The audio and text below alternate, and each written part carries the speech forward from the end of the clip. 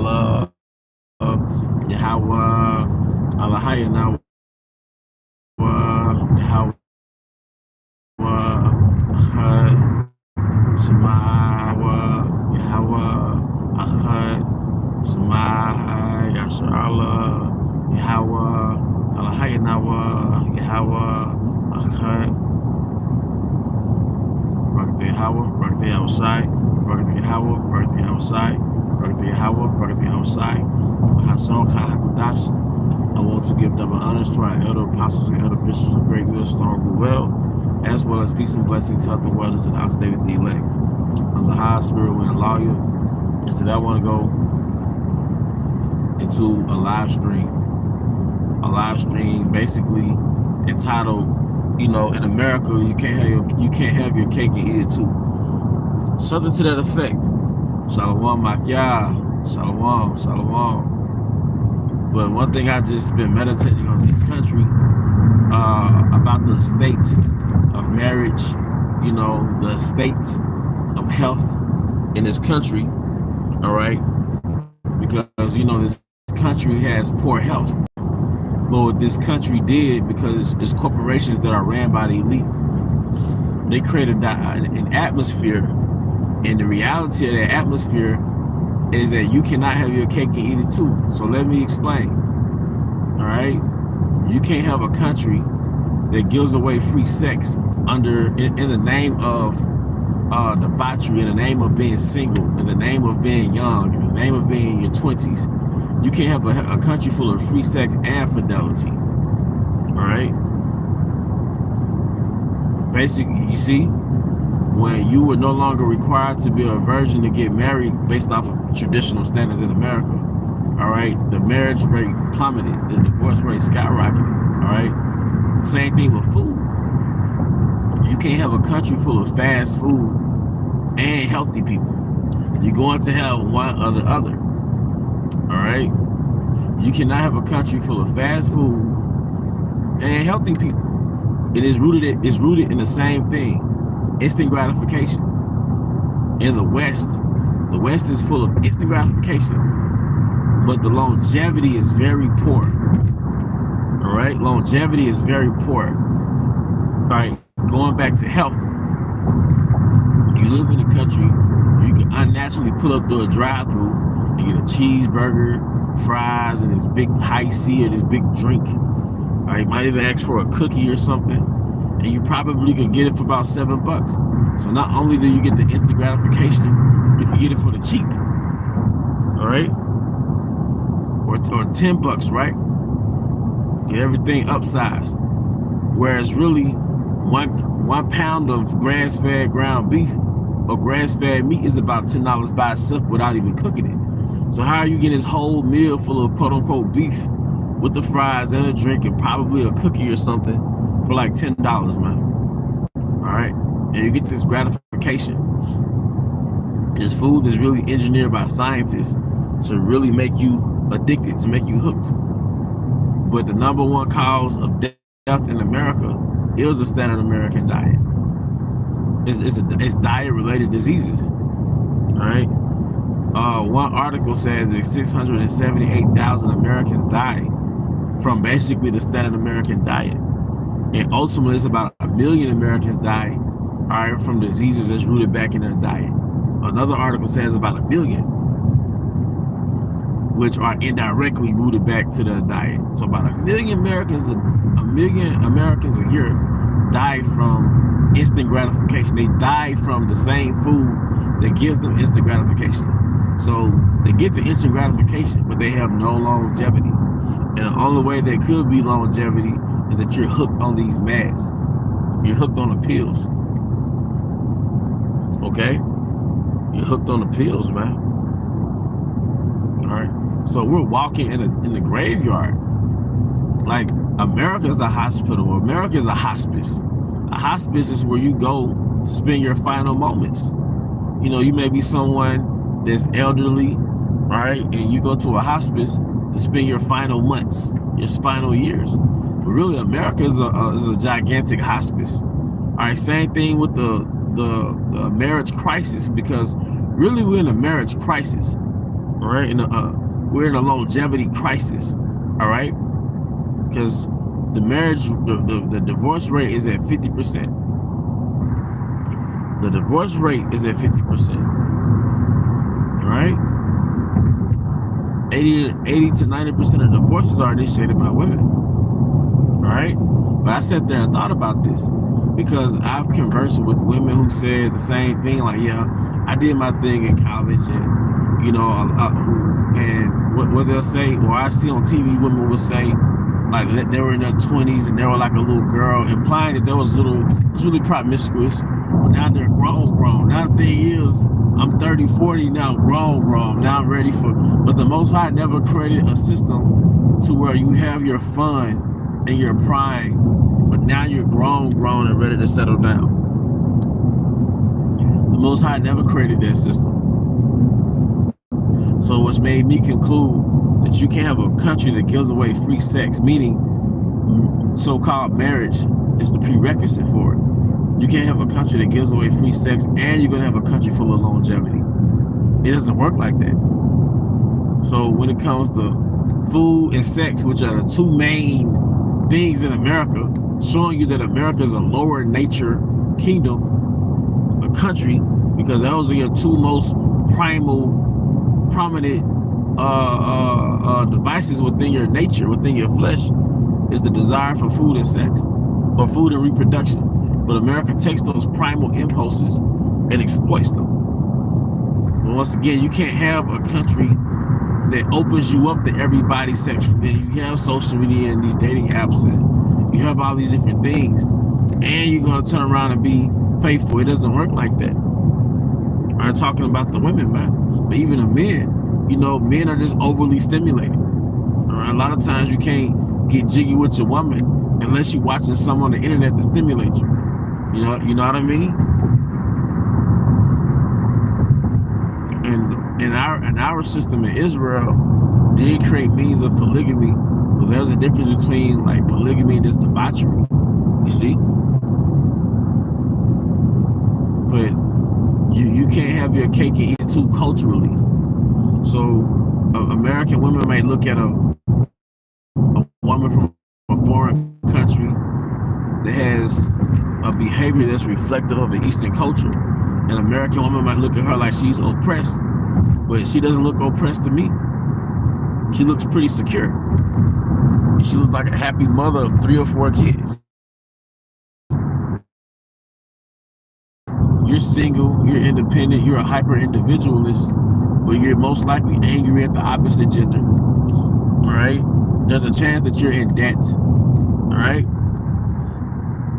You know, there's a chance that you're a single mother. All right? And there's a chance of a lot of other things, man. All right? Because you're not shielded by your family. See, and in a lot of countries, like in Africa, in India, the family dictates who the woman is going to marry, but that automatically creates financial security for that woman. All right, it creates a lot of things for that woman in which she's going to benefit later in life. But in this country, you get to choose as an individual, as a hyper individualist, you get to receive this instant gratification. But long term, you're ruined. The elder brother in our camp, Captain Shaquat, he did a video on how feminism is failing women. All right, he did a video on how feminism is failing women. They're all in their 30s and they're crying and they're miserable because they got to take on these bills by themselves, and they got one woman had babies crying in the background while she was like she doesn't have a break. You know, just, you heard multiple babies crying. It was at least 2 of them because they had different crying tones and stuff, man. And she was about to bug out, man. And if you're miserable now, wait till the times of Jacob's trouble. Wait till the things that we have coming towards this country. All right, that'll really behoove you to have somebody with you, man. All right, and they're releasing all these immigrants from Haiti and Venezuela and all these different things who don't think like American men. They're very rough. All right. And all they see is women who dress like escorts, man. There's this show called 20 Women versus One Rapper, right? And it's almost disgusting sometimes, because the things they talk about initially, I was like, man, this is nothing but tricking and hoeing. You know? This is nothing but tricking and hoeing, man. But that's what America has been reduced to. Like I heard a brother say at camp, like America has been reduced to tricking and hoeing, man. But you can't have a country full of tricking and hoeing and happy marriages. What America would call a happy marriage. All right? You know? The Most High never created a marriage, or he never created an environment where you get to live like a Roman and then you settle down. Like, he didn't create that environment. Your Satanist kings of Babylon created that environment, and you love it. Eve loves that, man. Single to marry, that's not of the Most High. Single and telling promiscuity, that's not of the Most High. All right, but even the food, man. The food is a great example of how America functions, man. You cannot have a country full of fast food and healthy people. You see, 480,000 Americans a year die from cigarettes. 678 Americans die a year. 678,000 Americans die a year of the standard American diet. But yet everybody is in the same fast food line every day because of the convenience, because of the comfort. All right. Yet on the other end, and on the flip side of that, everybody and their mama has a culture to want to lose weight. Like, we all have this thing where we want to lose weight. We want to get in shape. But if America just sold us real food, you wouldn't have to worry about losing weight, because real food doesn't stick to your body. See, processed food, it sticks to your body. It's like throwing it. Your body is like the planet Earth. If you throw processed food, all right, on the ground, those microorganisms in the soil, they can't quickly decompose that, because processed food is not biodegradable. Processed anything is not biodegradable. Synthetic anything is not biodegradable, meaning it can't be broken down by the microorganisms in the soil. Same thing with processed food in your body. It can't be broken down by your enzymes, and it cannot be broken down, so your body stores it in certain areas of your body depending on your genetics, and it just sits there. All right. And then, to my understanding, a lot of times Americans, they have visceral fat. Visceral fat is the fat surrounding your organs. All right.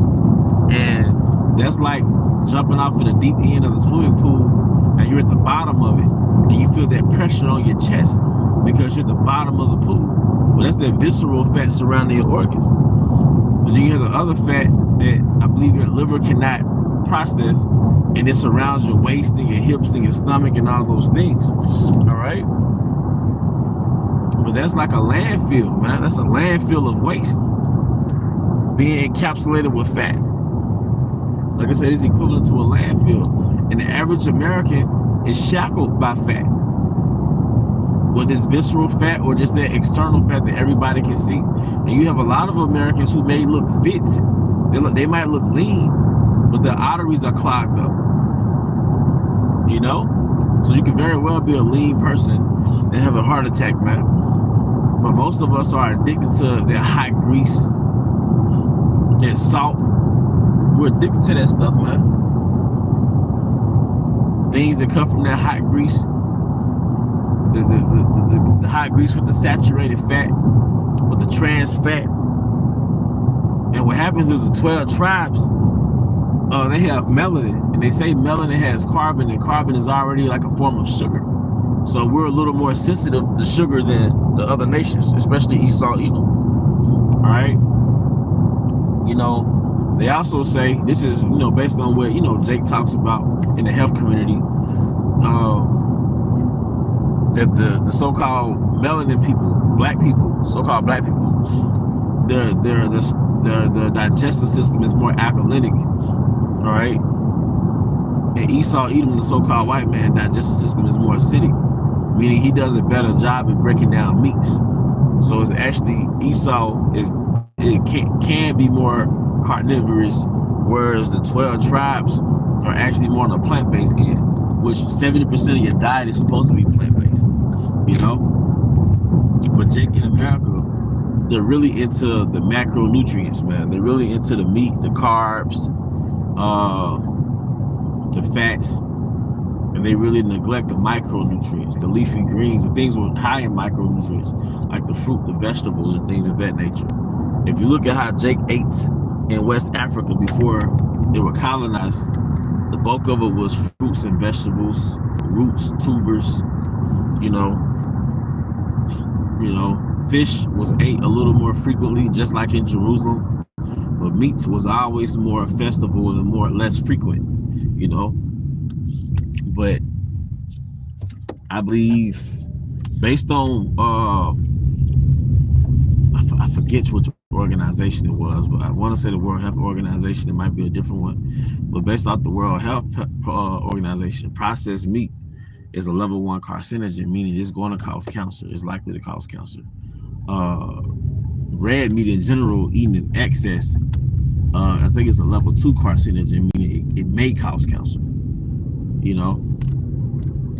So we're just not supposed to eat that frequently like that, because most of us are not going to just straight up eat grass-fed lamb every day, you know. So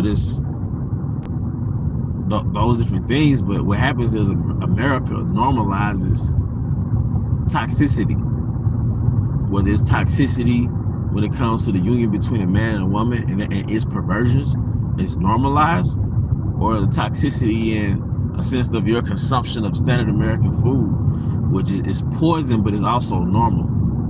It's normalized.